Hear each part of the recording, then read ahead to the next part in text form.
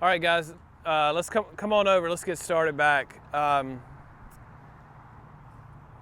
think if you asked anybody with putting, what's important, I think the first two things everybody would say is, distance and direction, right? And then you get a few people that say, well, green reading's important. Then people would say, well, what about the mental side of putting? And all of those are correct answers. So really, anytime I'm working with a tour player or a beginner or anyone in between, those are the four areas that we discuss, is distance, direction, green reading, and routine, okay? Today, we're gonna really focus a lot on distance and direction. What we wanna do first, we've got a little game set up, so let's all walk over here. All right, so we're going to the actual cup, the hole right there behind Brendan. Yeah, so everyone hit a putt and just leave your ball wherever it finishes.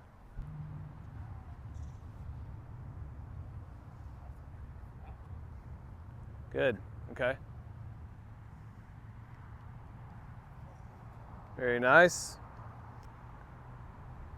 All right, good. Okay, good. Okay, so take a look right here at the pattern that we have. All right, so if I drew a circle, well, it wouldn't be a circle, but if I drew an oval, if I outline these balls, the pattern of these golf balls, which one of these two shapes would the pattern fit in better? No doubt, right? The longer one, where it's not turned sideways, where it's the long ways, right? Okay, so this right here is a very quick study, and it proves that distance control is harder to control than directional control. Okay, so if we look at the longest ball to the shortest ball, we have 1, 2, 3, 4, basically 5 step paces. And then the furthest left to the furthest right is basically 1, okay? So we're about a 5-to-1 ratio of the variance left-right compared to the variance short to long. And that's almost, usually 4-to-1's about average, but this is pretty close to what you'll normally see. So these would be much easier to pick these balls up and go place it over there than it would be to take these and put it here, okay? Because direction is basically controlled by one thing. Where's this putter face looking, right? Now, we know that path dictates a fraction of where the ball starts, and then where we hit it on the face, toe, heel, sweet spot, a slight effect on where the ball starts. But, I mean, it's almost 90% of where the ball starts is purely where the putter face is looking, okay? Because there's so little loft, it's almost all face. All right, so as you can tell, all of you were pretty close, right, to making the putt directionally.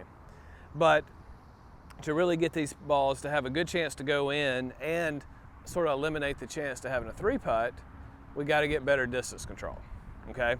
So these are kind of just two visuals I want you to keep in your mind as far as understanding to be a better putter, we have to control how far the ball goes more so than what line it starts on. Okay, so what I have found is like great putters can control their golf ball within about 10% of where they can stop it within about 10% of the total length putt they have. So if they have a 40-footer, they can stop it within about a 4-foot area. Okay, it's 20-footer, 2 feet, 60-footer, 6 feet, so on and so forth. All right, so all that being said, we're going to work on a drill. I just call it 10% drill. And we're going to work on being able to stop 10-footers within a foot of the hole, 20-footers 2 feet, so on and so forth, okay? Now, the one thing that I want you to think about, so we talked about thinking about golf as a shotgun rather than a rifle. We're thinking about a pattern, right? Okay? So if this pattern of these 6 balls, if we could put the hole anywhere we wanted to put it, where would you put the hole?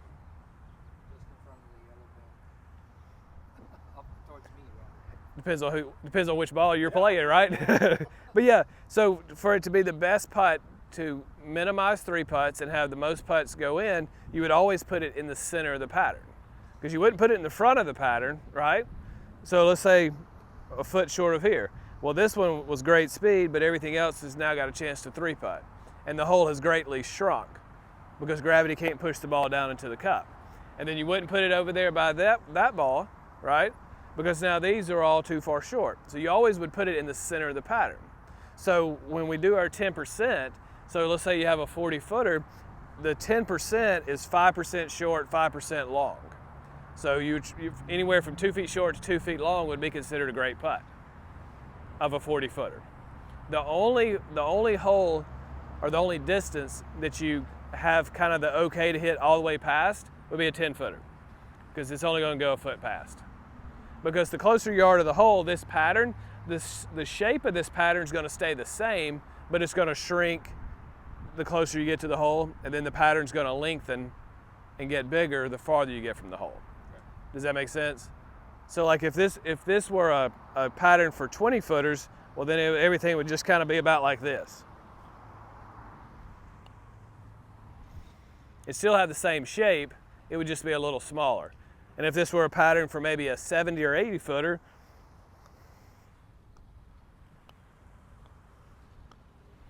it would just get more like that. So it would still have the oval shape, it would just be a little bit wider and a lot longer. Thanks for watching, guys. Click like, click the subscribe button. It really helps the channel. That video was interesting because Tim Yelverton actually wanted me to put that video on the channel, just because, almost as a public service announcement, you could tell how passionate he is about distance control in putting and how important he thinks it is. And you got to agree with him after seeing that. And the stats bear it out on tour. Really, the best way to get the distance control is something that he's talked about a lot with me. And we're thinking about doing an extensive putting project where I would either, well, it's very cold in Mississippi right now, so I think I'm thinking of getting Tim and I both together, maybe in Florida, to do, I don't know if we would do a short game school. I think we would maybe just get together and just get really deep into putting. He has a very unique approach to putting. The thing that describes it the best to me, it feels very much like a Brandt Snedeker style stroke.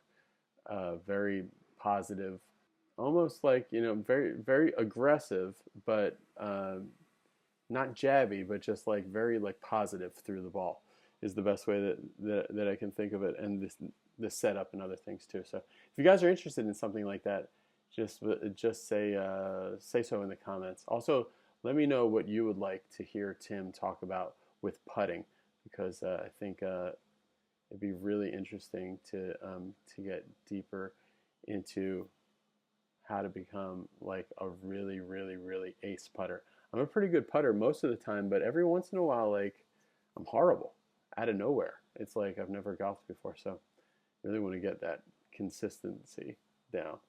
All right, thanks for watching, everybody. Click like, click the subscribe button, and click turn on post notifications by clicking the little bell. It really helps the channel when you guys do that. Thanks for watching. Bye.